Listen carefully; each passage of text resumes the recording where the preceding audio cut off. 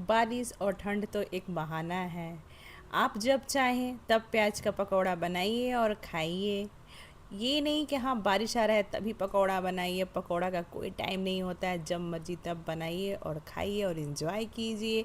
चलिए हम बनाना शुरू करते हैं। यहाँ पे 4 प्याज लिया है, बड़े साइज का प्याज लिया है। इसको आगे का हिस्सा और पीछे का हिस्सा प्याज का निकाल लेना है और एक बड़े से बर्तन में प्याज को डाल लेना है।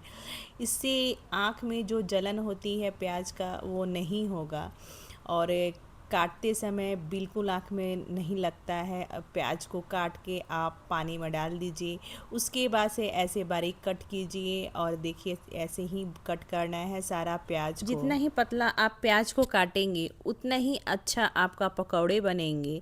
और ये सारा प्याज को बड़े से बर्तन में डाल लेना है। डालने के बाद इसमें ऐड करेंगे बेसन, इसमें जाएगा चावल के आटा, अब इसमें जाएगा गेहूं के आटा, अब इसमें ऐड करेंगे जीरा पाउडर और धनिया पाउडर और सब्जी मसाला, इसमें जाएगा हल्दी पाउडर, इसमें ऐड करेंगे लाल मिर्च पाउडर और कश्मीरी मिर्च पाउडर। टेस्ट के अकॉर्डिंग आप नमक डाल लीजिएगा। एक कम से कम छोटे वाले कप से इसमें पानी ऐड करेंगे और अच्छी तरह से इसको मिक्स करेंगे। मिक्स करने के बाद थोड़ा सा और पानी ऐड करेंगे और 1 चम्मच या 2 चम्मच के लगभग इसमें पानी और ऐड करेंगे। उससे ज़्यादा इसमें पानी ऐड नहीं करना है क्योंकि प्याज भी बहुत ज़्यादा पानी छोड़ता है, इसलिए इसमें पानी ज़्यादा ना डालें। अब इसमें जाएगा लहसुन दरदरा कूच के इसमें ऐड करेंगे और अच्छी तरह से मिक्स कर लेंगे। अगर आप मिर्च पाउडर नहीं डाल रहे हैं फ्रेंड्स तो यहाँ पे हरा मिर्च आप काट के डाल सकते हैं। और यहाँ पे देखिए ऐसे ही बनाना है। अब ये गरम हो गया है ऑयल, अब इसमें जाएगा प्याज के पकौड़े और ऐसे करके सारे पकौड़े इसमें डालेंगे। जितने पकौड़े कढ़ाई में आ जाए उससे ज़्यादा इसमें नहीं ऐड करना है और गैस का फ्लेम मीडियम पे रखना है और पकौड़े को तलना है। पकौड़े को थोड़ा सा साइड कर लेंगे पलटे से। अब यहाँ पे जो जगह बचा हुआ है ऑयल में, इसमें और पकौड़े इसमें डाल लेना है और डालने के बाद जब थोड़ा ब्राउन होना दिखेगा फ्रेंड्स उसके बाद इसको पलटना है।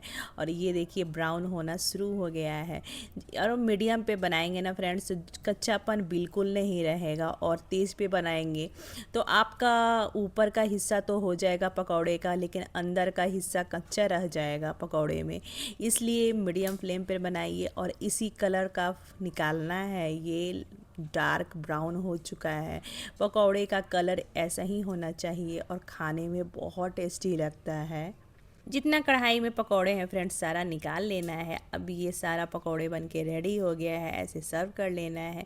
जब भी आपको समझ में ना आए कि चाय पे क्या बनाओ तो ये प्याज का पकौड़ा ज़रूर बनाएं फ्रेंड्स। चाय पे बहुत टेस्टी लगता है प्याज का पकौड़ा, और चटनी हो तो और मज़ा आएगा खाने में। अगर मेरा वीडियो आपको अच्छा लगे तो लाइक और सब्सक्राइब और शेयर करना बिल्कुल ना भूलें। नेक्स्ट वीडियो में फिर आपसे मिलेंगे अलग रेसिपी के साथ। Bye bye.